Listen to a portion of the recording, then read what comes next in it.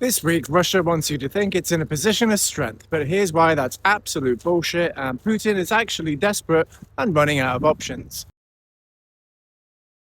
Russia will continue. And what has Russia been doing in the meantime?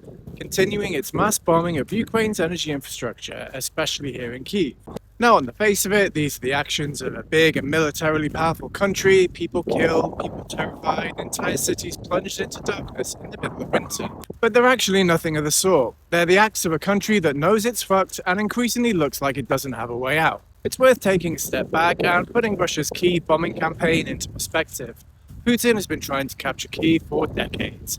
For years, he tried to capture it politically using propaganda and cronies to install a pro-Kremlin president. And Ukraine fought back, culminating in the 2014 Maidan Revolution, which toppled a pro-Russian scumbag and kicked his scummy little ass out of the country.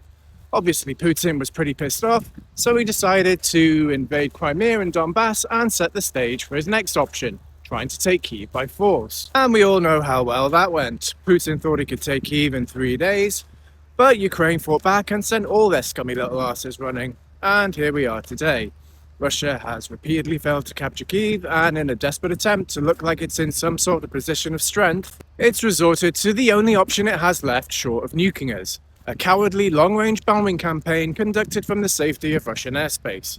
Yes, Russia can make a lot of noise, blow a lot of things up, knock out power and heating, and make it really fucking uncomfortable to live here. But in Ukraine, it can't strategically achieve anything. And once you realize this, Russia's insistence that Ukraine withdraw from the entire Donbass region as part of a peace deal makes perfect sense. At the peace talks, Russia is literally begging the US to make Ukraine hand it the Donbass region in a peace deal, because this is the bare minimum that Putin needs to pass off his absolute debacle of a war as a success. Sure, we didn't take Kyiv, but we took all of Donbass. And yes, the brainwashed Russian public might swallow this with the right spin.